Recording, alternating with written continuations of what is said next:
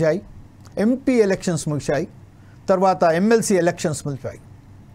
Graduate MLC కానివ్వండి, లేక teachers ఎమ్మెల్సీలు కానివ్వండి ముగిశాయి.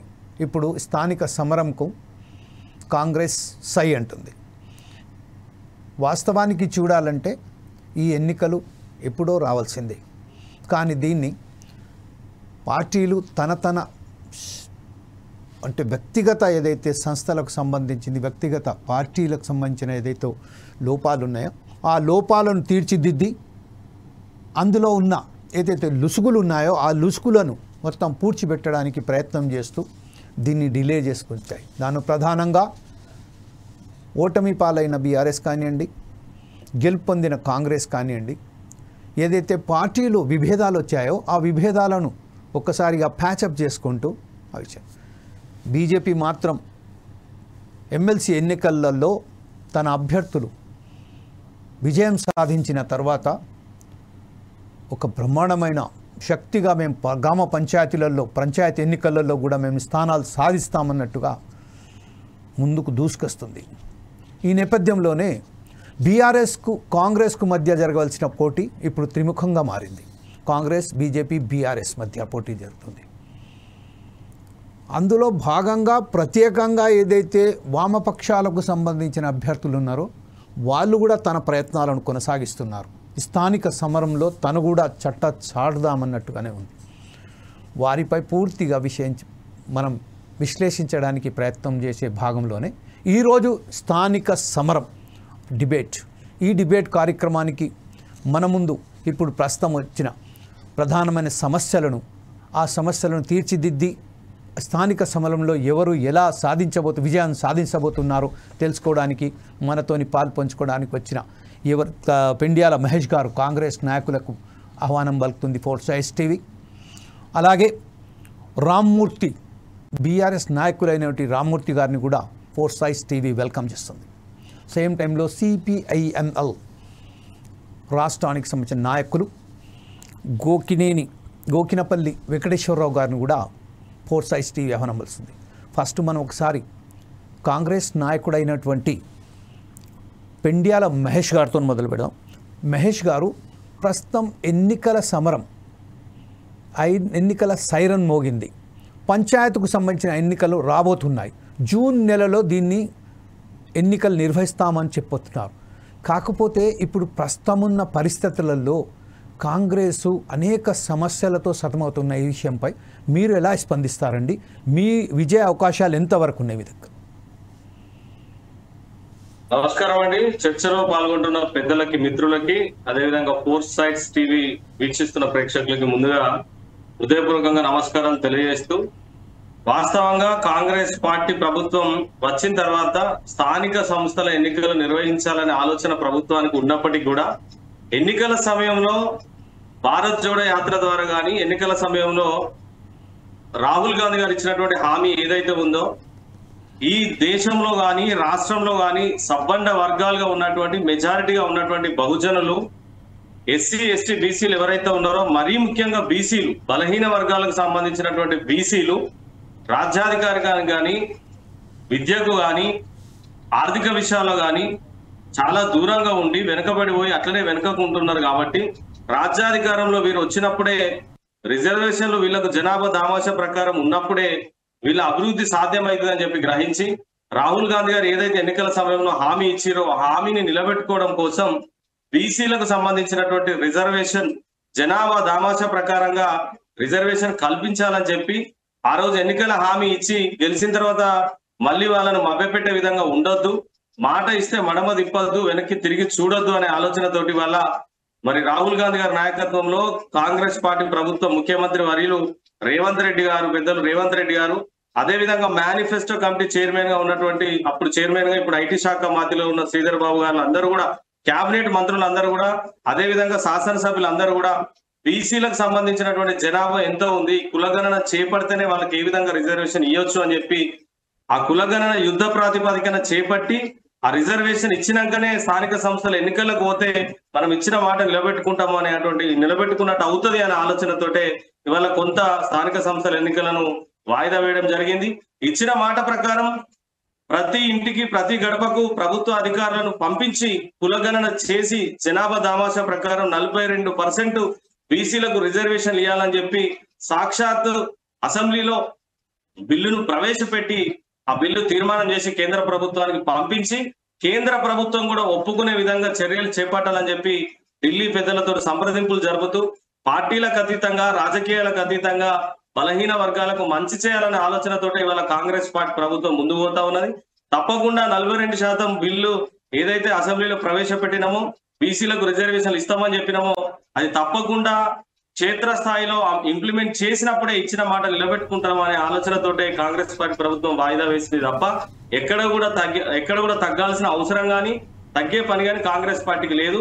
ఎన్నికలు ఎప్పుడు వచ్చినా కూడా స్థానిక సంస్థలలో, ఎందుకంటే గ్రామ స్వరాజ్యం కోసం పాటుపడ్డది కాంగ్రెస్ పార్టీ ప్రభుత్వం. గత స్వాతంత్ర 70 సంవత్సరాల కాలంలో గ్రామాలకు సంబంధించి స్థానిక సంస్థల అభివృద్ధికి సంబంధింంచి పల్లెలను పట్టుకొమ్మలు దేశానికి పట్టుకొమ్మలు అని చెప్పి నమ్మినటువంటి పార్టీ కాంగ్రెస్ పార్టీ.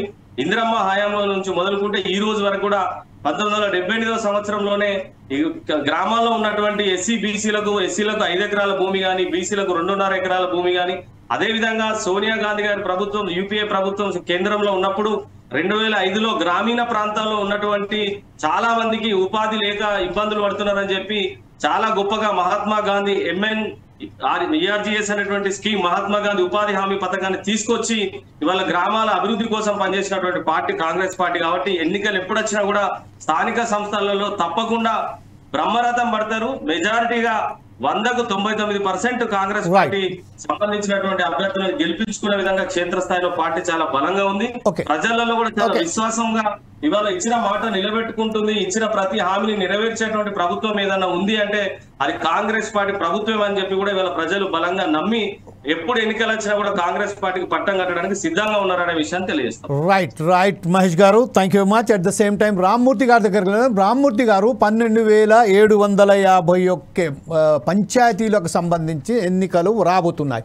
ఈ నేపథ్యంలోనే ఇప్పుడు ప్రస్తుతం ఉన్నదో బీఆర్ఎస్ పార్టీ అనేక సమస్యలలో ఫోన్ ట్యాపింగ్ విషయం కానీ ఇతర సమస్యలు కానీ ఈ స్థానిక ఏదైతే ఎన్నికలు నిర్వహించబోతున్నదో దీని మీద ఎంతవరకు దీని ఇంపాక్ట్ పడే అవకాశం ఉన్నది.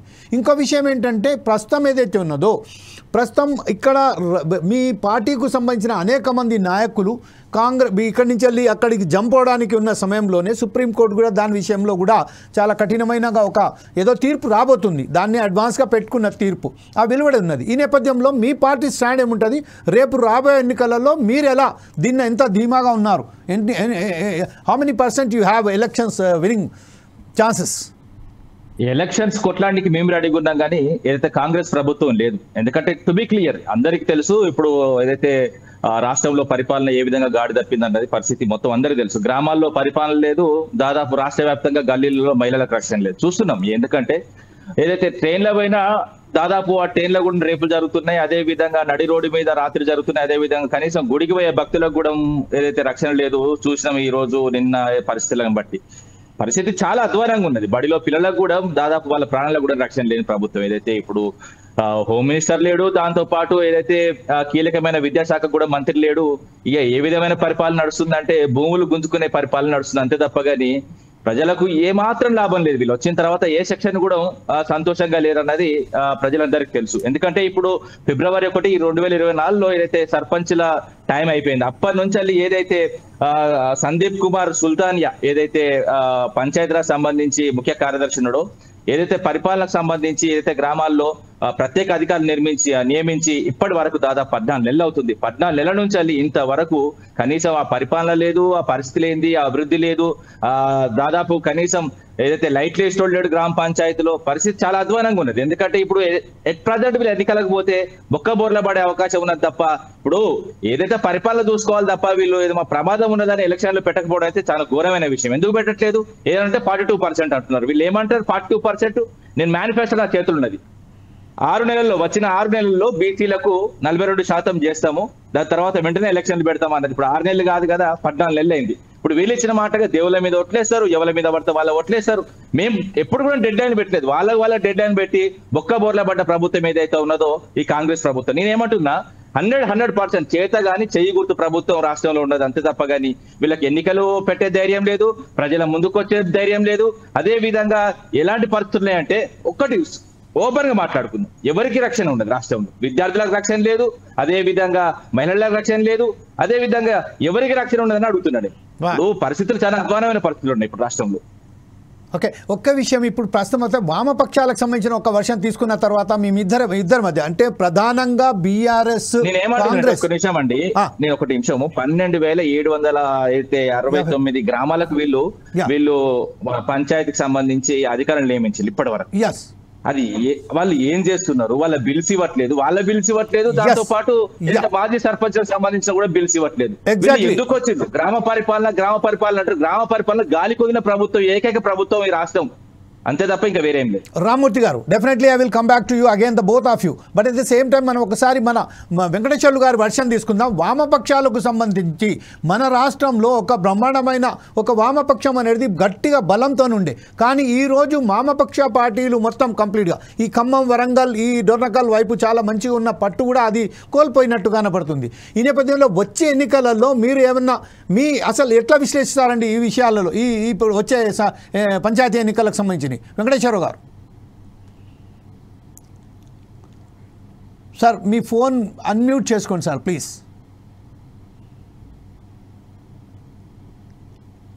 Okay, right, will go back again to my same colleague mister Mahesh గారు. ఇప్పుడు ప్రస్తుతం ఏదైతే ఉన్నదో మన మిత్రుడు చెప్పినట్టుగా రామ్మూర్తి గారు ఏదైతే చెప్పారో, ఫిబ్రవరిలో రావాల్సిన పంచాయతీ ఎన్నికలకు సంబంధించి ఇప్పటిగా కేవలం టైంపాస్ చేసుకుంటూ వచ్చింది, వాళ్ళ దగ్గర ఒక ఏం లేదు, వాళ్ళు ఏం చేశారు స్థానిక సంబంధించి. ఇప్పుడు ఇంకొక విషయం ఏంటంటే వీఆర్ఏలు ఒకవైపు ఉద్యమం చేస్తూనే ఉన్నారు, తనకు సంబంధించిన వారికి ఉద్యోగం కల్పియండి అని, వారిని కూడా కల్పించలేదు. స్థానిక సంబంధించి ఏదైతే మనం స్కూల్స్కు చూస్తే బళ్ళల్లో అస్వస్థకు గురి అయితేనే ఉన్నారు పిల్లగాళ్ళందరూ, చాలామంది చనిపోయారు, విద్యార్థులు చనిపోయారు, బళ్ళల్లో కేవలం బళ్ళు మూతబడే పరిస్థితులు ఉన్నాయి. ఇట్లాగే బియ్యం పంపిణీకి సంబంధించిన అక్కడ రైతు బందీ ఫెయిల్ అయిపోయింది. అలాగే ఇప్పుడు ప్రస్తుతం ఏదైతే ఉన్నదో బస్సెస్ అంటున్నారు, ఎంత విడూరంగా తయారైందో ఈ విషయంపై కేవలం చేతకాని ప్రభుత్వం చేతకాని చెయ్యి కాబట్టి ఇలా ఈ పరిస్థితుల్లో మాత్రం ఈరోజు కాంగ్రెస్ ప్రభుత్వం ఉన్నది అని మన రామ్మూర్తి గారు చెప్తున్నారు. ఈ విషయంపై మీరేమంటారండి? రైట్ సార్, రెండు విషయాలండి. మనం కొట్లాడి తెచ్చుకున్నటువంటి తెలంగాణ రాష్ట్రంలో 10 సంవత్సరాల బీఆర్ఎస్ పాలన, బీఆర్ఎస్ ప్రభుత్వం, ఆ రోజు టీఆర్ఎస్ అన్నారు, తర్వాత బీఆర్ఎస్ అన్నారు.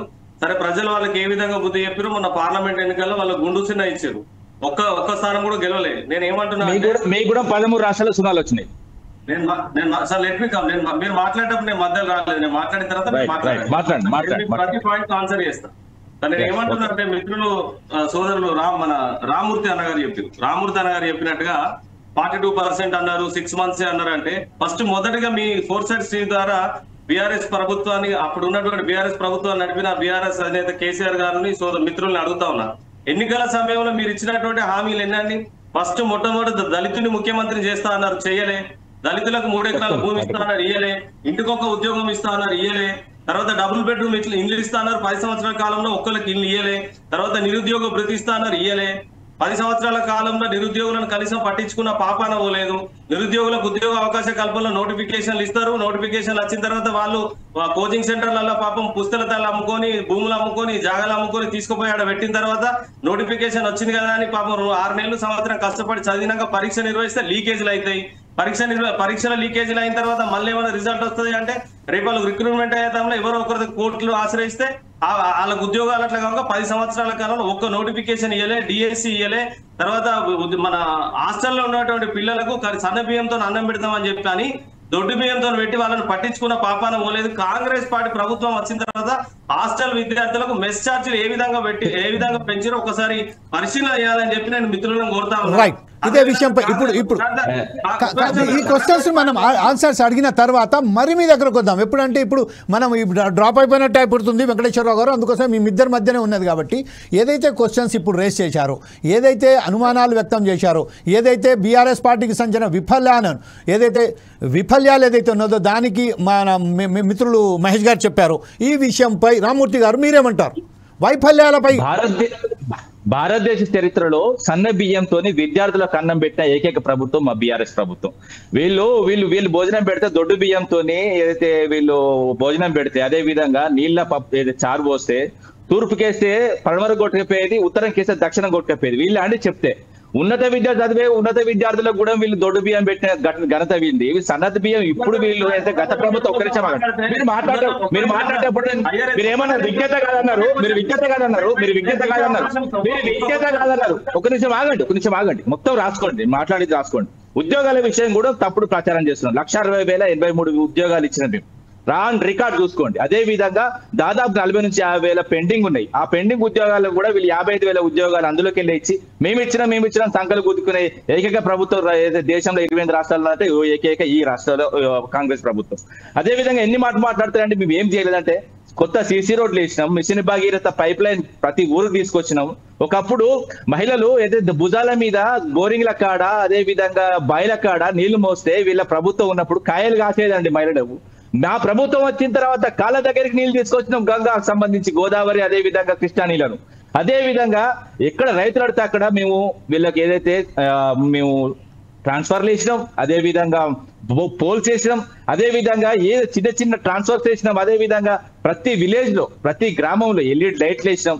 అదే విధంగా ఏమంటున్నా అంటే మేము అభివృద్ధి ఏ విధంగా చేసినాం గ్రామాలకు సంబంధించి అంటే వీళ్ళు దాదాపు 77 ఏళ్ళు మనకు స్వాతంత్రం వచ్చి ఏదైతే మన రాష్ట్రానికి, ఎందుకంటే మనం 48లో వచ్చేది కాబట్టి ఒక సంవత్సరం లేటుగా వచ్చింది. 77 ఏళ్ళ స్వాతంత్ర భారతదేశంలో దళితులకు వీళ్ళు ఏం చేసిందండి? మేము అన్నాం వాళ్ళకి దళితుల భూమి ఇస్తాన్నాం, కానీ భూమి రేట్ ఎక్కువైంది కాబట్టి 10 లక్షలు ఇచ్చినాం. మీరేమన్నారు? 12 ఇస్తాన్నారు. మరి ఎవరికి ఇచ్చిండ్రు? నేను అంటున్నా దళితులను వీళ్ళు ఓటు బ్యాంక్ లాగా యూజ్ చేసుకున్నారు తప్ప ఎప్పుడు కూడా వీళ్ళు దళితులను ఓటు బ్యాంక్ లాగా చూసుకున్నారు. అంటరానోళ్ళలాగా దూసిలు వీళ్ళు. నేనేమంటున్నా అంటే ఓన్లీ ఓటేసిన తర్వాత ఎక్కడ పెట్టిలో నాకు తెలుసు, ఆ గ్రామాల పరిస్థితి ఏంటో తెలుసు, దళితులను వీళ్ళు చూసే విధానం తెలుసు. వీళ్ళ పార్టీ ఏందండి? వీళ్ళ పార్టీ ఎవరికి పెద్దగా ఇచ్చేసండి? వీళ్ళు నాకు అడుగుతున్నారు. మొత్తం కంప్లీట్ గా వాళ్ళే కదా. ఇప్పుడు డంపింగ్ యార్డు తెచ్చినాము, ఏదైతే ఇప్పుడు గ్రామాలకు సంబంధించి ఎన్ని చేసినామంటే ఒకటా రెండా? Okay, right. ఇదే విషయంపై ఇప్పుడు ప్రస్తుతం ఏదైతే గణాంకాల ప్రకారం మనం చూసినట్టయితే గత ఎన్నికలలో బీఆర్ఎస్ కూడా అలాగే, అంటే కాంగ్రెస్ కూడా అలాగే ఒకరిపై ఒకరు నిందలేసుకుంటూ బీజేపీని అవకాశం కల్పిస్తున్నది. వచ్చే ఎన్నికల సమయంలో చాలా పట్టుదలగా పనిచేయండి, ఖచ్చితంగా మేము పంచాయతీ ఎన్నికలలో బ్రహ్మాండమైన విజయం సాధిస్తామని బీజేపీ ప్రకటిస్తోంది. నిన్న కిషన్ రెడ్డి మాట్లాడుతూ కూడా ఇదే విషయంపై చెప్పారు. ఈ విషయంపై ఇటు కాంగ్రెస్ నాయకులైనట్టు మీరేమంటారు, ఇటు మన బీఆర్ఎస్ నాయకులైనట్టు మీరేమంటారు? ఫస్ట్ మహేష్ గారు మీరు చెప్పండి. ఇప్పుడు నేను ఒకటే విషయం చెప్తున్నా సార్, ఇంతకుముందు రామూర్ధన్న గారు చెప్పిన దానికి ఆన్సర్ చేస్తూ కాంగ్రెస్ పార్టీ ప్రభుత్వం ఏం చేసిందో మీ 4 సైడ్స్ టీవీ ద్వారా చెప్పుకునే అవకాశం మాకు ఇవ్వండి సార్. ఎగ్జాక్ట్లీ. ఎందుకు విషయం చెప్తున్నా అంటే సార్, 10 సంవత్సరాల కాలం వాళ్ళు తెలంగాణ రాష్ట్రాన్ని పరిపాలించి వాళ్ళు ఇచ్చిన హామీలలో ఎంత పర్సెంటేజ్ నిలబెట్టుకున్నారో ప్రజలు చూసిరు. మేము 14 నెలల కాలంలో ఇచ్చినటువంటి 6 గ్యారెంటీ. ఇప్పుడు ఒకటే విషయం సార్, ఈ దేశానికి అన్నం పెట్టేటువంటి రైతుల విషయంలో మేము రైతులకు ఇది చేసినాం అది చేసినాం అని చెప్పేటువంటి బీఆర్ఎస్ నేను సూటిగా ప్రశ్నిస్తా ఉన్నా. రైతు 6 కాలం కష్టపడి పండించినటువంటి పంట అమ్ముకునేటువంటి సమయంలో క్వింటాలకు 9 కేజీలు 10 కేజీలు 12 కేజీలు అని చెప్పి దళారులను పెట్టి ఐకేపీ సెంటర్లలో నిలువు దోపిడీ చేస్తే అన్నమో రామచంద్ర అని చెప్పి రైతులు ఆహాకారాలు వలుకుతూ ఏంది ప్రభుత్వం ఈ అరాచక పాలనేదని చెప్పి ప్రశ్నించినప్పుడు కానీ, ఆ వరదలు వచ్చి పాపం పంట నష్టపోయినప్పుడు కానీ ఏ ఒక్క రైతు దగ్గరికి మంత్రి కానీ సంబంధిత అధికారులు కానీ రాని దౌర్భాగ్య పరిస్థితి ఒకవైపు ఉంటే, మేము ఇచ్చినటువంటి హామీ ప్రకారం ఏకకాలంలో 2 లక్షల రూపాయల రుణమాఫీ చేస్తామని చెప్పి రుణమాఫీ చేయడంతో పాటుగా ఏదైతే రైతులకు సంబంధించినటువంటి వడ్ల కొనుగోలు సందర్భంలో ఒక్క గింజ కూడా కోత చేయకుండా, ఒక్క గింజ కూడా కట్ చేయకుండా రైతుల దగ్గరికి అధికారులు వెళ్లి ఐకేపీ సెంటర్ల దగ్గర తడిసిన ధాన్యాన్ని, ఒకవేళ అకాల వర్షం వచ్చి తడిసి ముద్దైనటువంటి ధాన్యాన్ని కూడా రైతుల మీద తోయకుండా, అందులో నుంచి ఒక గింజను కూడా కట్ చేయకుండా కొనుగోలు చేసి అదే విధంగా ప్రతి క్వింటాల్కు 500 రూపాయల బోనస్ నిచ్చి మరి దేశానికి అన్నం పెట్టినటువంటి రైతాన్నకు అండగా నిలిచినటువంటి ప్రభుత్వం కాంగ్రెస్ పార్టీ ప్రభుత్వం.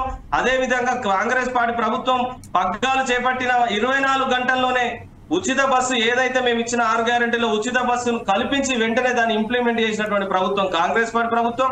అదే విధంగా ఒక ఉచిత బస్సు ఒకటే కాదు, ఎవరైనా నిరుపేదకు సంబంధించినటువంటి వ్యక్తులు కార్పొరేట్ వైద్యం కోసం పోయినప్పుడు వాళ్ళు ఏ విధంగా దోచుకుంటారో చూసినటువంటి ఆనాటి వైఎస్ఆర్ ప్రవేశపెట్టినటువంటి ఆరోగ్యశ్రీ అప్పుడు 2 లక్షలు ఉంటే ఏకకాలంలో 10 లక్షల రూపాయలకు పెంచి ఇవాళ ప్రతి పేదోనికి కార్పొరేట్ వైద్యాన్ని అందించినటువంటి ప్రభుత్వం ఇవాళ ఏదైనా ఉన్నది అంటే అది కాంగ్రెస్ పార్టీ ప్రభుత్వం. అదే విధంగా బీఆర్ఎస్ హయాంలో ఇబ్బడి ముబ్బడిగా ధరలు పెంచి కరెంటు బిల్లులను ఇష్టానుసారం పెంచి మేము 24 గంటలు కరెంట్ ఇస్తున్నాం, పెద్ద ఎత్తున మేము కరెంటును సృష్టించినాం, ఉద్యోగులను ఇక్కడ హబ్బుగా మార్చామని చెప్పినటువంటి బీఆర్ఎస్ పెద్ద ఎత్తున పేద వర్గాల దగ్గర నుంచి యూనిట్కి ఎన్ని రూపాయలు పెంచి 1000 రూపాయలు వసూలు చేసినటువంటి దౌర్భాగ్య పరిస్థితి అటువైపు ఉంటే ఇచ్చినటువంటి హామీ ప్రకారం 200 యూనిట్ల ఉచిత కరెంటు ఇచ్చి ప్రతి పేదోడి ఇంట్లో వెలుగులు నింపినటువంటి ప్రభుత్వం పెద్దలు రేవంత్ రెడ్డి గారి హయాంలో ఏర్పడినటువంటి ఇప్పుడు ఒకసారి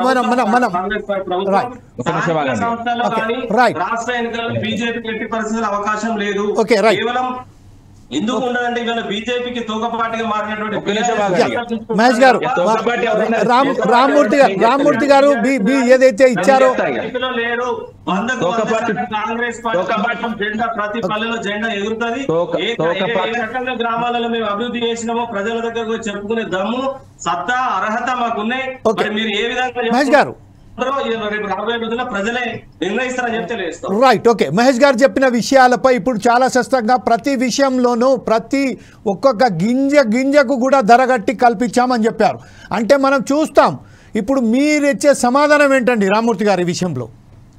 ఈ అంతా అబద్ధాలండి. అబద్ధాల ప్రభుత్వం ఇంకా అబద్ధాలు కొనసాగుతూనే అబద్ధాలతోనే వచ్చిన ప్రభుత్వం అబద్ధాలు ఆడిపోతే ఇంకేం ఆడుతుందండి. ఇప్పుడు నేనేమంటారు రుణమాఫీ విషయం మిమ్మల్ని పరిస్థితి బాగాలేదు.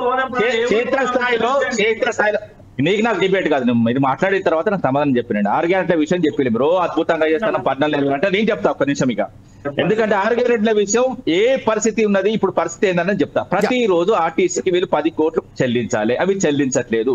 అవి 3000 కోట్లు ఏదైతే ఆర్టీసీకి పెండింగ్ ఉన్నాయి లేదా చెప్పమనండి. నేనేమంటున్నా అంటే అదే విధంగా ఫ్రీ కరెంట్ అంటున్నారు. ఫ్రీ కరెంట్ సంబంధించి టెలికాం డిస్కాంలకు వీళ్ళు డిస్కాంలు అంటే కూడా తెలియదు నన్ను అడుగుతా నాకు తెలిసి. ఎందుకంటే ఆ డిస్కాంలకు సంబంధించి 18,500 కోట్లు వీళ్ళైతే పెండింగ్ ఉన్నారు.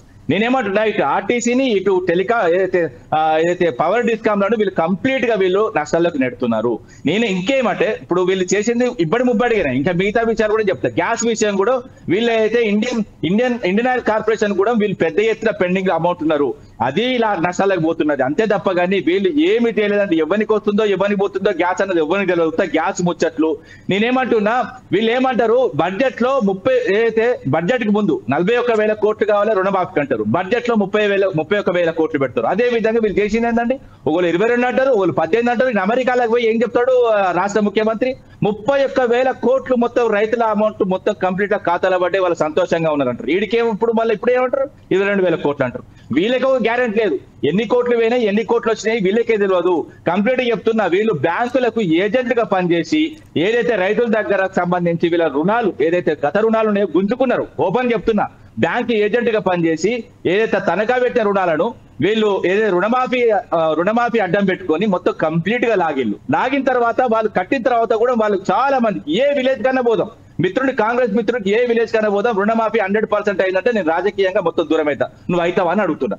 ఏ విలేజ్ లో 100% కాలేదు. మీ రాష్ట్ర ముఖ్యమంత్రి ముందుకు రాలేదు. హరీష్ రావు సవాళ్ళకు నువ్వు ఎక్కడ వస్తావు? నువ్వు అనవసరంగా వేస్ట్ గా టైం వేస్ట్ నీతో చెప్పండి.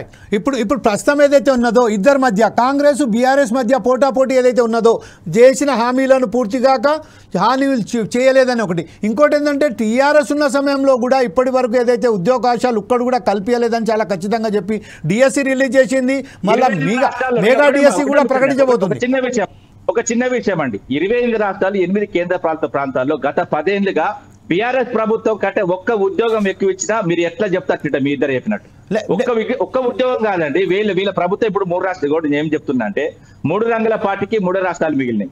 ఇంతకుముందు నేను మళ్ళీ కూడా చెప్తున్నా 3 అక్షరాల పార్టీకి కాంగ్రెస్ ఏదైతే ఉన్నదో ఆ 3 మిగిలినాయి మొత్తం దేశంలో. ఈయన ఏమంటున్నాడు మాకు సున్నాలు వచ్చినాయి అంటే వీళ్ళకి 13 రాష్ట్రాల్లో సున్నాలు వచ్చినాయండి. మొన్న ఎంపీ ఎన్నికల్లో సున్నాలు కాదండి, సున్నాలు వచ్చి ఈయన కూడా ఎక్కిరించాడు రాహుల్ గాంధీ ఏదైతే మోడీని పట్టుకొని పార్లమెంట్ లో 0 హీరో కోన్ బనా అన్నాడు. ఇజ్జత్ మానం పోయింది. ఇప్పుడు ఎందుకండి మాట్లాడుకుంటే సున్నాల గురించి? సున్నాల గురించి సున్నాల సృష్టించాలని మాట్లాడితే ఎట్లా అండి? ప్రస్తుతం ఏదైతే ఉన్నదో మహేష్ గారు మీరు చెప్పండి, ప్రస్తుతం ఏదైతే ఉన్నదో రాహుల్ గాంధీకి సంబంధించిన ఒక అనేక మళ్ళీ చెప్తూ సున్నాల గురించి మాట్లాడితే సున్నానే మిగిలింది కదా అని చెప్తున్నారు. ఈ విషయంలో ఇంకొక చాలా విషయం ఏంటంటే ప్రస్తుతం మనం నేషనల్ పాలిటిక్స్లో ఇష్టపెడదాం. ఇప్పుడు ప్రస్తుతం ఏదైతే పంచాయతీ ఎన్నికలు మనకు వచ్చిన ఇప్పుడు స్థానిక సంస్థల ఎన్నికల సంబంధించిన మాత్రమే. ఈ విషయంపై స్థానిక సమస్యల పట్ల కాంగ్రెస్కు బీఆర్ఎస్కు ఎంతవరకు చిత్తశుద్ధి ఉన్నదో ప్రజలే రేపు రాబోయే ఎన్నికల్లో నిర్వహించబోతారు. ఈ విషయంలో ప్రస్తుతం ఏదైతే ఉన్నదో ఒక విషయం మాత్రం చాలా క్లియర్గా అండి, బీఆర్ఎస్ ప్రభుత్వంలో ఏం జరిగిందా ఎలా జరిగిందా అనే విషయం పోతే మాత్రం నీళ్ళ విషయంలో కరెంటు విషయంలో మాత్రం వాళ్ళు అప్పులు చేశారా, కోట్ల రూపాయల అప్పులు మిగిల్చారా, మిగులు అప్పులను తీసుకుపోయి మిగిలిన బడ్జెట్ని తీసుకుపోయి అప్పుల బడ్జెట్గా మిగిల్చారా అనే విషయంపై మీ దగ్గర సమాచారం ఏమున్నదండి మహేష్ గారు? సార్ ఒకటండి, ఇప్పుడు రామూర్తి అన్న గారే ఆయన మాటలలో ఒప్పుకున్నారు. ఏమని ఉచిత బస్సుకు ఎన్ని డబ్బులు కట్టాల్సింది, కరెంటుకి ఎన్ని డబ్బులు కట్టాల్సిందని ఆయనే ఒప్పుకున్నారు. నేనేమంటాను అంటే పేద ప్రజలకు ఇచ్చినటువంటి హామీ కోసం ఎన్ని కోట్లైనా అప్పు చేసి ఆ ప్రజలకు ఇచ్చిన మాట నిలబెట్టుకోవడానికి సంస్థలు నష్టాలు నెడతారా? మీరుగా సంస్థలు నష్టాలు నెడతారా? సంస్థ ఆర్టీసీ సంస్థను నష్టాల్లో పెట్టి ఆర్టీసీ ఉద్యోగులు సమ్మె చేస్తే అలా యూనియన్ లేకుండా చేసి వాళ్ళని గవర్నమెంట్ ఎంప్లాయీ కంటే గవర్నమెంట్ ఎంప్లాయీ కంటే ఒక 1% జీతాలు ఎక్కువ ఇచ్చినాం. మళ్ళీ వాళ్ళే మాకు పాలాలు సగం చేసిండు. ఏ విషయం మర్చిపోతట్లా? ప్రశ్నించే హక్కును కాల రాసి ఆర్టీసీ ఉద్యోగులకి 1% ప్రభుత్వ ఉద్యోగులకి 1% ఎక్కువ జీతం పెంచినాం. మీరు మాట్లాడితే అసలు ఇంకొక విషయం సార్, అసలు టీఆర్ఎస్ బీఆర్ఎస్ నాకు అంత ఐడియా లేదు. మరి మీరు కేంద్రం ఒకటే నిమిషం నేను చెప్తా. టీఆర్ఎస్ బీఆర్ఎస్ గురించి చెప్తాను. ఏమంటుండే రాష్ట్రానికి ఆపదొస్తే పుట్టింది టీఆర్ఎస్ పార్టీ. ఎస్, సాధించిన తెలంగాణ. అదే విధంగా దేశంలో ఒక నిమిషం ఆగండి, ఒక నిమిషం చెప్తా ఆగరాదే అన్న నీకు ఆగుతలేదా?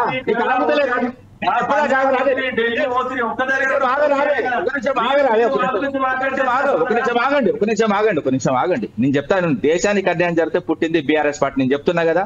ఇప్పుడు 1980లో పుట్టిన ఏదైతే బీజేపీ పార్టీ, దాని తర్వాత 84లో వచ్చిన ఎన్నికలు 2 వచ్చినాయి సీట్లు. నేను ఏమంటున్నా అంటే ఏ పార్టీ అయినా ఒక నిమిషం ఆగండి బ్రదర్,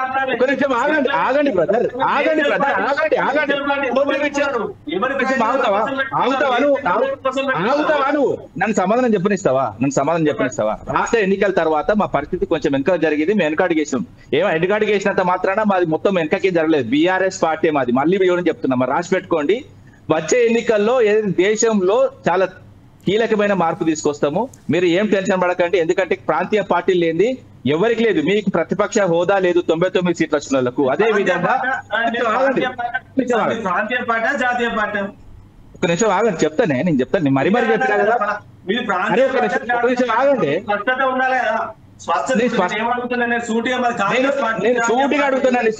నేను సూటిగానే చెప్తున్నా. మాది ప్రాంతీయ పార్టీ. తర్వాత ఏదైతే మొన్న మేము జాతీయ పార్టీగా మారిన తర్వాత మాకు అవకాశం కొంచెం వెనకకు పోయినా ప్రజలు అర్థం చేసుకోవాలి. ఇప్పుడు అర్థం చేసుకున్నారు. నేనేమంటున్నా అంటే ఒక్క రోజుల నిర్ణయాలు మొత్తం కావు. ఎందుకంటే మా పార్టీ టీఆర్ఎస్ గురించి చెప్పనే రాదన్న,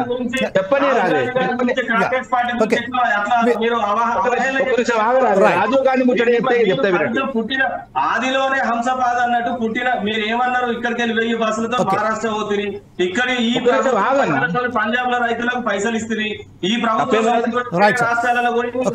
మహేష్ గారు, రామూర్తి గారు, ఇప్పుడు ఒక్కటే నిమిషం అంటే మీ ఇద్దరు ద్వారా నేను ఒక్క విజ్ఞప్తి ఏంటంటే మన వెంకటేశ్వర్లు గారు వచ్చేసారు లైన్ లోకి. ఒక్కసారి వెంకటేశ్వర్లు గారి దగ్గర వెళ్దాం. వామపక్షాలకు సంబంధించిన వాళ్ళ స్టాండ్ ఏమున్నది వచ్చే ఎన్నికల సమరంలో, పంచాయతీ ఎన్నికలలో? వెంకటేశ్వరరావు గారు, నా మాట వినబడుతుందా అండి? వెంకటేశ్వరరావు గారు, హలో వెంకటేశ్వరరావు గారు, ఒక నిమిషం ఆగండి. రాదు కాదు నేను చెప్పేది. చెప్పండి. నేను ఏమంటున్నా, తెలంగాణకు అనాదిగా అన్యాయం చేసిన పార్టీ ఏదైతే ఉన్నదో అది కాంగ్రెస్ పార్టీ. కొట్లాడినాం తెలంగాణ. అరే నువ్వు మధ్యలో ఎందుకు వస్తావు? నీకు సంస్కారం లేదా? రాసుకో చెప్పేది విని. మధ్యాహ్నం మాట్లాడితే నువ్వు మాట్లాడలేవు. నాకు టైం వచ్చింది, నేను మాట్లాడేవాడు. నేనేమో చెప్తున్నా, అనాదిగా ఏదైతే కాంగ్రెస్ పార్టీ మీద తెలంగాణ కొట్లాడింది. నేను చెప్తున్నా మేజర్ ఉద్యమాలు మొత్తం కంప్లీట్ గా చెప్తా. తెలంగాణ ఉద్యమం నుంచి ఎందుకంటే ఇప్పుడు ఈ తెలంగాణ తొలి దశ 69లో ఏదైతే 369 మందిని చంపింది ఏదైతే ఉన్నదో ఇది ఏదైతే కాంగ్రెస్ పార్టీ. నేను మరీ చెప్తున్నాను, ఎందుకంటే 95 సార్లు కాల్పులు జరిపిన హైదరాబాద్ రాష్ట్రంలో ఏకైక పార్టీ ఏదైతే ఇందిరాగాంధీకి సంబంధించి అప్పుడు. దాని తర్వాత మలిదేశ ఉద్యమంలో 1200 మంది సాగు కారణమైన పార్టీ ఏదైతే ఉన్నదో అది సోనియా గాంధీ ప్రభుత్వం. నేను ఎందుకంటున్నా, నేను కంప్లీట్ చెప్తున్నా, వీళ్ళు కొట్లాడినాం అంటే తెలంగాణ ఎవరి మీద కొట్లాడిద్దండి? తెలంగాణ కొట్లాడిందే కాంగ్రెస్ మీద. నేనేమంటున్నా, వీళ్ళు ఇచ్చినామంటే మరి దుర్మార్గులు ఎవరు? ఏదైతే రాష్ట్రాన్ని రెండుగా కలిపిన దుర్మార్గులు ఎవరు? నెహ్రూ కూడా చెప్పిండు కదా, నేను కాదు కదా. కలిపేటప్పుడు రామ్మూర్తి గారు మీ క్వశ్చన్ అయిపోయింది కదా, ఇప్పుడు ఒకసారి మహేష్ గారి దగ్గర దానికన్నా ముందు ఒక విషయం ఏంటంటే, ప్లీజ్ ఆగండి. నేనేమంటున్నా అంటే खूबसूरत తెలంగాణకు నటికటి ఆంధ్ర సే మిలావట్ हो रही है, वो మిలావట్ సహీ తో సహీ వర్నా కభీ భీ జుడ్ సక్తే అని ఒక నెహ్రూకు అర్థమైంది. నేనేమంటున్నా, అటు ఏదైతే ఇద్దరు మహిళలకు అర్థం కాలేదు, ఇందిరాగాంధీకి అర్థం కాలేదు, అదే విధంగా సోనియా గాంధీకి అర్థం కాలేదు. మెడలు వంచినాం సోనియా గాంధీ, నేను చెప్తున్నా, వీరందరి మెడలు వంచి తెలంగాణ తీసుకొచ్చినాము. తెలంగాణ తీసుకొచ్చిన తర్వాత 10 ఏళ్ళు అభివృద్ధి చేసినాం. వీళ్ళు 2014 ముందు గ్రామాల పరిస్థితి ఏంటండి? చీకటి, నీళ్లు లేకపోవడం, ఏదైతే పొలాలు ఎండిపోవడం. నేనేమంటున్నా, 2700 లోటుండే కరెంటు మేము వచ్చిన తర్వాత 24 గంటల కరెంటు తీసుకొచ్చినాం గ్రామాలకు. మీరు ఏం చేసినండి గ్రామాలకు? ప్రతి గ్రామంలో కనీసం ఒక వైకుంఠ ధామం నిర్మించిందా? లేకపోతే వీళ్ళు ఏమంటే సీసీ రోడ్డు కూడా మీరు నిర్మించలేదు. చెప్తున్నా, చాలా పరిస్థితులు ఉన్నాయి. వీళ్ళు మొత్తం ఏదైతే ఓటు బ్యాంక్ లాగా తెలంగాణ సమాజాన్ని యూజ్ చేసుకున్నారు. ఇక్కడ సంపదను, ఇక్కడ నీళ్లను, ఇక్కడ ఏదైతే ఉద్యోగాలను ఆంధ్రాకు దోచిపెట్టిలు. నేను మరీ చెప్తున్నా, కాంగ్రెస్ పార్టీ ఒక మీడియేటర్ గా పనిచేసి, కాంగ్రెస్ లో ఇక్కడ నాయకులు, ఆంధ్ర నాయకులు తొత్తుల్లాగా పనిచేసి ఇక్కడ సంపదను, ఇక్కడ ఉద్యోగాలను, మొత్తం ఇక్కడ నీళ్లను ఆంధ్రప్రదేశ్ కు దోచిపెట్టి దుర్మార్గులు మాట్లాడుతున్నారండి. Okay, right. ఇప్పుడు ప్రస్తుతం మనం ఒకసారి మహేష్ గారి దగ్గర ఖచ్చితంగా వెళ్ళాల్సిందే, ఎందుకంటే మహేష్ గారు ఇప్పుడు చెప్పండి, ఏదైతే రామ్మూర్తి గారు ఇంత పెద్ద allegations sir, this is the not our topic, but at the same time just I want to give a proper time to you to explain it and give the complete explanation to his words, whatever he used about Sonia and Indira Gandhi. Yeah, please go ahead. Sure, sir. Yes.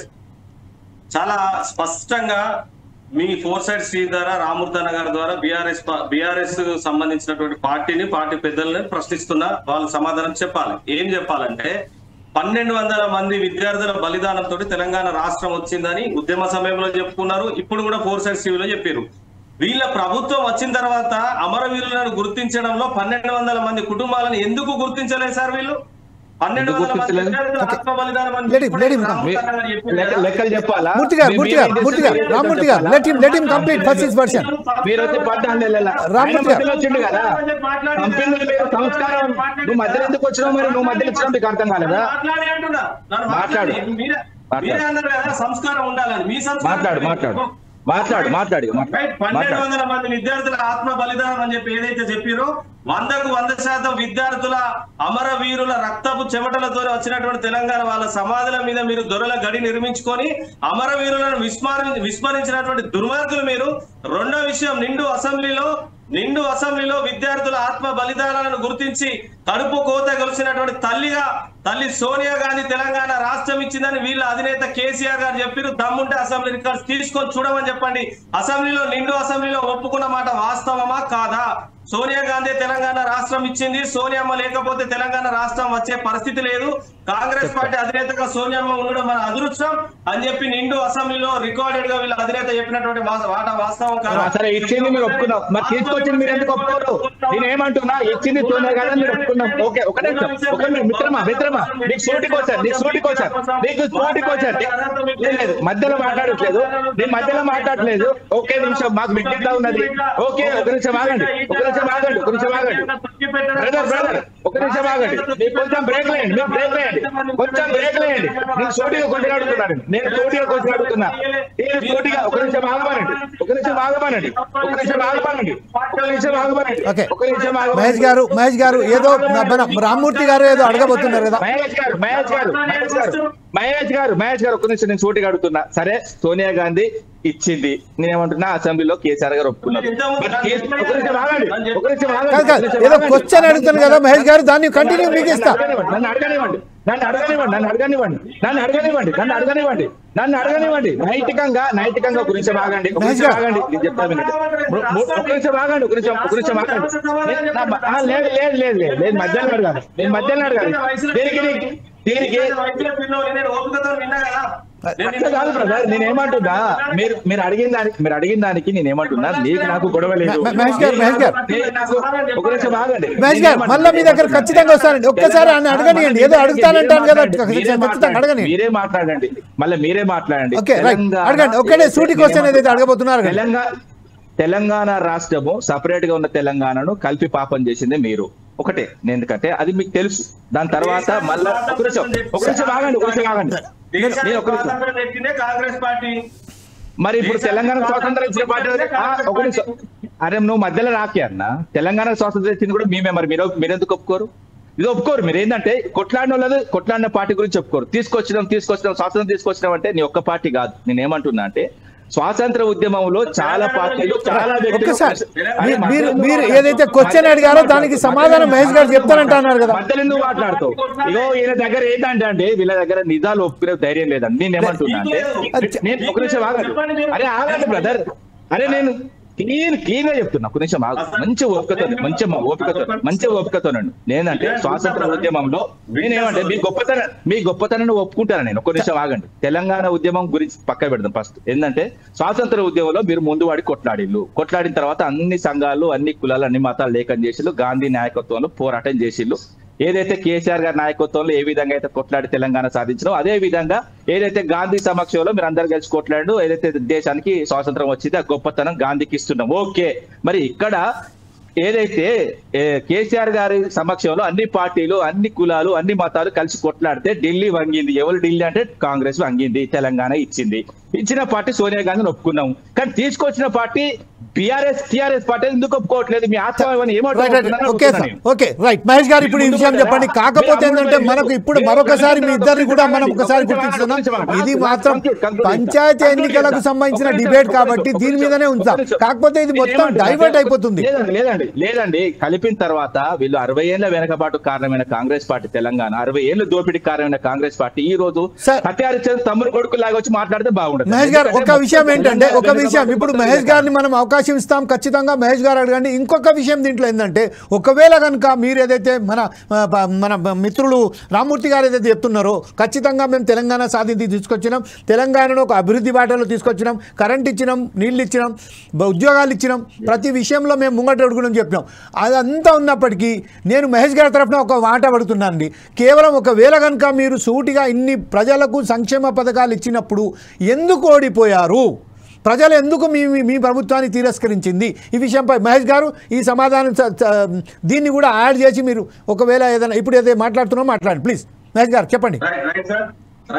Telangana రాష్ట్రం కోసం TRS party Telangana రాష్ట్ర సాధన కోసం ఎంత కొట్లాడిందో, విద్యార్థులు, ఉద్యోగులు, మేధావులు, కళాకారులు, సబ్బండ వర్గాలు ఏ విధంగా కొట్లాడారో అంతే విధంగా తెలంగాణ రాష్ట్ర సాధన కోసం ఉమ్మడి ఆంధ్రప్రదేశ్ లో శాసనసభ వ్యవహారాల శాఖ మంత్రిగా ఉన్న శ్రీధర్ బాబు గారు అసెంబ్లీలో తీర్మానం పెట్టడం కోసం ఏ విధంగా పనిచేసిరో జనం చూసిరు. మా పార్లమెంటు సభ్యులు సొంత పార్టీ కాంగ్రెస్ పార్టీ ప్రభుత్వం ఢిల్లీలో ఉన్నప్పటికీ కూడా మా తెలంగాణ రాష్ట్రం మాకు కావాలని చెప్పి మధు యాష్కి గారు, బీసీ బిడ్డలు మధు యాష్కి గారు, పొన్నం ప్రభాకర్ గారు, అదే విధంగా వివేక్ వెంకటస్వామి గారు, అదే విధంగా అప్పుడున్న ఎంపీలందరూ కూడా ముక్త కంఠంతో ఆంధ్రప్రదేశ్ లో కాంగ్రెస్ పార్టీ ప్రభుత్వం తెలంగాణ ఇస్తే ఆంధ్రప్రదేశ్ లో ఓడిపోతుందని తెలిసి కూడా మరి 4 కోట్ల ప్రజల ఆకాంక్ష నెరవేరితేనే ఇవాళ ఎంతో మంది విద్యార్థులు ఆత్మ బలిదానాలు చేసుకొని తెలంగాణ కోసం కొట్లాడతారు. తల్లుల కడుపు కోత గురైతా ఉన్నారు. కాబట్టి ఈ సెంటిమెంట్ ను అర్థం చేసుకొని తప్పకుండా రాష్ట్రం ఇవ్వాలని చెప్పి ఇవాళ ఆ రోజు ఉమ్మడి ఆంధ్రప్రదేశ్ లో శాసనసభ వ్యవహారాల శాఖ మంత్రిగా శ్రీధర్ బాబు గారు చాకచక్యంగా వ్యవహరించి ఈ రాష్ట్రం నుంచి తీర్మానం చేసి పంపించారు. అదే విధంగా ఢిల్లీలో పార్లమెంట్ లో కొట్లాడారు కాంగ్రెస్ పార్టీ పార్లమెంట్ సభ్యులు.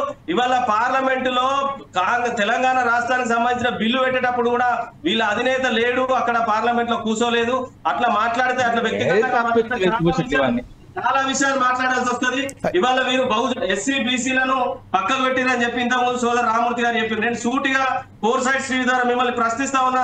ఇవాళ బీసీ బిడ్డ ఈటల రాజేందర్ గారి మీద ఆరోపణలు తీసుకొచ్చి హుజురాబాద్ లో ఉప ఎన్నికకు తెరలేపి దళిత బంధును ప్రభుత్వ సొమ్మును ఉపయోగించుకొని ఒక బీసీ బిడ్డను అడగదొక్కాలని చూసిరు. అదే విధంగా అప్పుడు ఉప ముఖ్యమంత్రిగా ఉన్నటువంటి రాజా గారి పట్ల మీరు ఏ విధంగా పనిచేసిరు? మరి లిక్కర్ స్కామ్ లో ఆరోపణలు ఎదుర్కొన్న కవితను ఎందుకు పార్టీ కోర్టు పరిధిలో ఉన్నది బ్రదర్. అనవసరంగా నీ మీద కోర్టు ధిక్కరణ కేసు అవుతుంది, నీ మీద కోర్టు ధిక్కరణ కేసు అవుతుంది. సుప్రీం కోర్టు మాట్లాడద్దని చెప్పింది లిక్కర్ కేసులో. లిక్కర్ కేసు అని మాట్లాడితే ఓడిపోయినటువంటి ఎవరైతే బూర నరసయ్య గౌడ్ ఉన్నారో ఆయన పార్టీలకు వెళ్ళి ఓటేట్ చేసిరు. ఆ రోజు ఉద్యోగుల సంఘంగా బీసీ నాయకుడుగా ఉన్న స్వామి గౌడ్ పార్టీలకు వెళ్ళి ఓటేట్ చేసిరు. ఇట్లా చెప్పుకుంటూ పోతే ఎస్సీ బీసీలలో ప్రెస్ మీట్లలో ఎస్సీ నాయకుల పట్ల, దళిత మంత్రుల పట్ల, మరీ ముఖ్యంగా మహిళల గురించి పెద్ద పెద్ద మాటలు మాట్లాడిన మిత్రులనే మేము ప్రశ్నిస్తా ఉన్నాం. 2014 తర్వాత కేబినెట్ లో ఒక్క మహిళకు కూడా ఇవాళ అవకాశం ఇవ్వనటువంటి దౌర్భాగ్య పరిస్థితి మీది. ఇవాళ 2018 ఎన్నికల్లో గెలిచిన తర్వాత ఎన్ని రోజులు మీరు ఇవాళ హోమ్ మినిస్టర్ సీఎం గారి దగ్గర ఉన్నారని ప్రశ్నించిన మిమ్మల్ని నేను ప్రశ్నిస్తా ఉన్నా. క్యాబినెట్ వేయడానికి ఎన్ని రోజుల సమయం తీసుకున్నారు? అది తీసుకోవడానికి కారణమైంది ఇవాళ మీరు చెప్తారా? చెప్పే పరిస్థితిలో ఉన్నారా?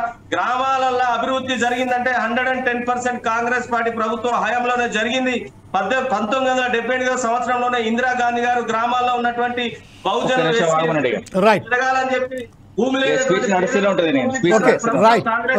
మహేష్ గారు ఇప్పుడు రామ్మూర్తి గారితో మనం నేను క్లియర్ చెప్తా వినండి. గ్రామాలకు వెళ్ళి ఏం చేసి బీవై చేసి చెప్తా. లేకపోతే వాళ్ళ స్థానిక సంస్థల అభివృద్ధి లేదు.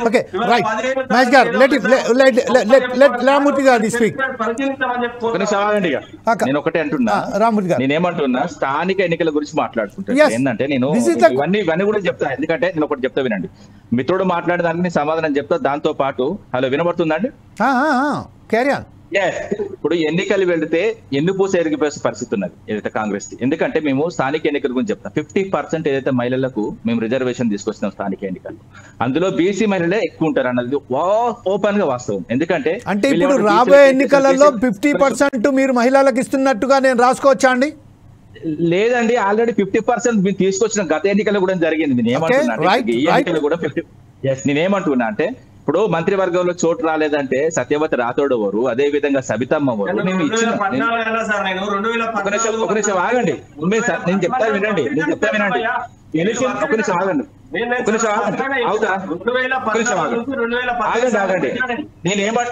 ఆగండి బ్రదర్. నేనేమంటున్నా అంటే మీరు కొట్లాడలేదు, తెలంగాణ కోసం చేయలేదని నేను అనట్లేదు. పొన్నం ప్రభాకర్ గురించి మాట్లాడి, మీరు శ్రీధర్ బాబు గురించి మాట్లాడారు. వాళ్ళు కూడా కేసీఆర్ గారి అడుగుజాడలో నడిచిరు. మీ పార్టీ కూడా మా ఏదైతే మా కొట్లాటకు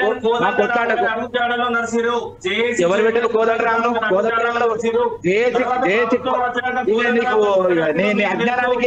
అజ్ఞానానికి సలాం బ్రదర్. నేను మీ దగ్గర ఉన్న పరిస్థితికి మధ్యలో మాట్లాడుతుంది. మధ్యలో మాట్లాడుతుంది.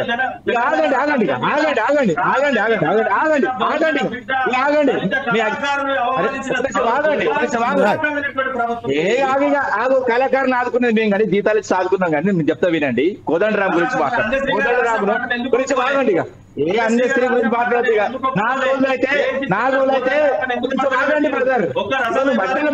నువ్వు మాట్లాడాలంటే ఏం మాట్లాడాలి? నువ్వు ఇచ్చినట్టు నువ్వే మాట్లాడుతావు, నా దాంట్లో నువ్వే మాట్లాడుతావు. ఇది ఎక్కడ కరెక్టే?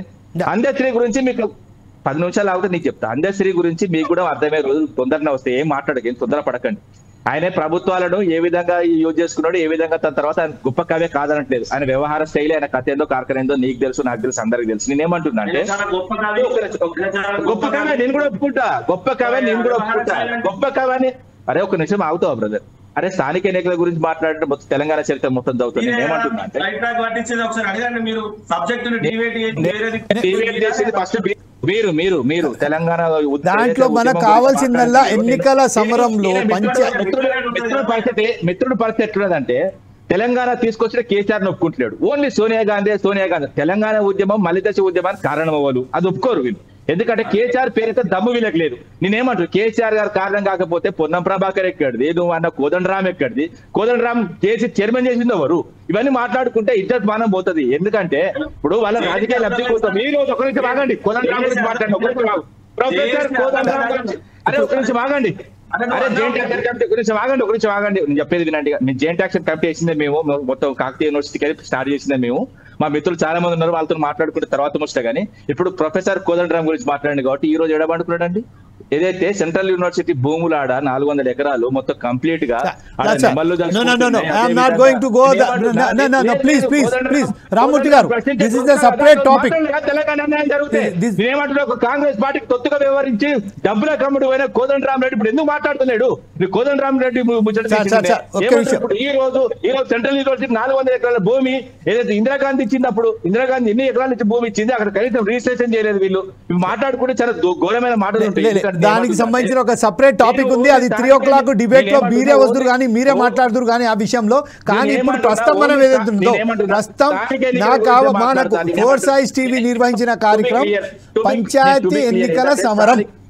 14 నెలలు అవుతుంది. అయినా కూడా మొద్దు నిద్రలో ఉన్న ఈ కాంగ్రెస్ పార్టీ తట్టి లేపుతారు 100% ప్రజలు. అదే విధంగా ఖచ్చితంగా స్థానిక ఎన్నికల్లో నడుమిరగొడతారు కాంగ్రెస్ పార్టీ. ఎందుకంటే చేతగాని చెయ్యి గుర్తు ప్రభుత్వాన్ని రామూర్తి గారు ఒకవేళ కాంగ్రెస్ కు ఓటేయాలని చెయ్యి పోతే చెయ్యి నరుకొని తెస్తారు తప్ప కానీ చెయ్యి గుర్తుకు ఓటేయాలని పరిస్థితున్నది. ఎవరికి న్యాయం చేయలేదు వీళ్ళు 14 నెలల్లో. వీళ్ళు టైంపాస్ రాజకీయాలు, మొత్తం డైవర్షన్ పాలిటిక్స్ తప్ప వీళ్ళు చేసింది ఏం లేదు ఈ రాష్ట్రానికి. ఇంకా ముందు కూడా ఏం చేయలేరు. తెలంగాణ పాలిట శత్రువులుగా యమరాజులుగా నిలిచిన ఏకైక పార్టీ ఏదైతే ఉన్నదో అది మాత్రం కాంగ్రెస్ పార్టీ అని చెప్తున్నాం. రైట్. ఈ విషయంపై ఒక విషయం మాత్రం చాలా క్లియర్గా, ఎందుకంటే ఇప్పుడు ప్రస్తుతం కాంగ్రెస్ పార్టీకి సంబంధించిన స్పోక్స్ పర్సన్గా మహేష్ గారు ఏదైతే మన రామ్మూర్తి గారు చెప్తున్నారో కాంగ్రెస్కు ఓటేసే బదులు చేతినే నరికేస్తున్నారని చెప్తూ ఈ 2 నెలల వచ్చే నెలలలో కాంగ్రెస్ పార్టీ ఎలాంటి మ్యాజిక్ చేయబోతున్నది పంచాయతీ ఎన్నికలలో గెలుపొందాలంటే? ఇప్పుడు మీరు ఇద్దరు కనుక కాంగ్రెస్ పార్టీ కానివ్వండి, బీఆర్ఎస్ పార్టీ కానివ్వండి, ఇలాగే కొట్లాడుకుంటుంటే అంటే సందట్లో సడేమి అన్నట్టుగా బీజేపీ ఖచ్చితంగా స్థానిక సంస్థలలో తనకు విజయ కేతనం ఎగరేయబోతుంది. ఈ విషయం మాత్రం ఖచ్చితం. ఈ విషయంపై మీరిద్దరు ఏమంటారో కంక్లూడ్ గా చెప్పండి మీ చర్చలు. ఒకటే విషయం సార్, ఒకటే విషయము. బీఆర్ఎస్ వాళ్ళకైనా బీజేపీ వాళ్ళకైనా ఈ రాష్ట్రంలో ఉన్నటువంటి ప్రజలకైనా ఫోర్సైడ్ శ్రీధర్ నేను చెప్పే విషయం ఏంటంటే 10 సంవత్సరాల కాలంలో బీఆర్ఎస్ ప్రభుత్వం చేయనటువంటి పనులను 15 నెలల కాలంలో చేసి చూపించి ఇచ్చిన మాటను నిలబెట్టుకున్నటువంటి ప్రభుత్వం కాంగ్రెస్ పార్టీ ప్రభుత్వం. కాంగ్రెస్ పార్టీ ప్రభుత్వం వేళ పేదోని ఇళ్లలో 200 యూనిట్ల కరెంట్ ఇచ్చి వెలుగునిచ్చి, పేదోడు కార్పొరేట్ వైద్యం కోసం పోతే ఆరోగ్యశ్రీని ఇచ్చి, ఎక్కడికైనా గుళ్ళకు కానీ టెంపుల్ కానీ ఆడబిడ్డలు పోవాలి, మహిళల యొక్క వాళ్ళను ఆర్థికంగా ఎదుగుదలకు పనిచేయాలని చెప్పి ఉచిత బస్సునిచ్చి, అదే విధంగా దేశానికి అన్నం పెట్టేటువంటి రైతులకు సన్నవడ్ల విషయంలో బోనస్ ఇచ్చి, ఇచ్చినటువంటి 2 లక్షల రూపాయల రుణమాఫీనిచ్చి, చదువుకున్నటువంటి విద్యార్థి ఉద్యోగ అవకాశ కల్పన ఇచ్చి, హాస్టల్లో చదువుకున్నటువంటి విద్యార్థుల కోసం మెస్ ఛార్జీలు పెంచి 15 నెలల కాలంలోనే ఊహించని అభివృద్ధికి అడుగులు వేస్తూ ఇంకా మిగిలిన ఉన్న 3.5 సంవత్సరాల కాలంలో ఈ రాష్ట్రంలో ఉన్న ప్రతి సబ్బండ వర్గాలను అత్యున్నత స్థాయిలో పెట్టాలని చెప్పి 24 గంటల్లో 20 గంటలు కేబినెట్ మంత్రులు అందరూ కూడా క్షేత్రస్థాయిలో పనిచేస్తూ, అదే విధంగా ఎస్సీలకు సంబంధించిన వర్గీకరణ బిల్లును దేశంలోనే మొట్టమొదటిసారిగా అసెంబ్లీలో పాస్ చేసి బిల్లును ఇచ్చినట్టు చారిత్రాత్మక ఘట్టానికి తెరలేపి ఇవాళ బలహీన వర్గాల్లో ఉన్నటువంటి బీసీలకు 42% రిజర్వేషన్ ఇచ్చి ఢిల్లీ మెడల్ వంచడం కోసం ఢిల్లీకి పోతున్నటువంటి కాంగ్రెస్ పార్టీ ప్రభుత్వానికి ఓటేయకుండా, కాంగ్రెస్ అభ్యర్థులకు ఓటేయకుండా ఇంకెవరికి వేస్తారు? కాలంలో బీఆర్ఎస్ ఇక్కడ కాంగ్రెస్ పార్టీ ప్రభుత్వం ఇవాళ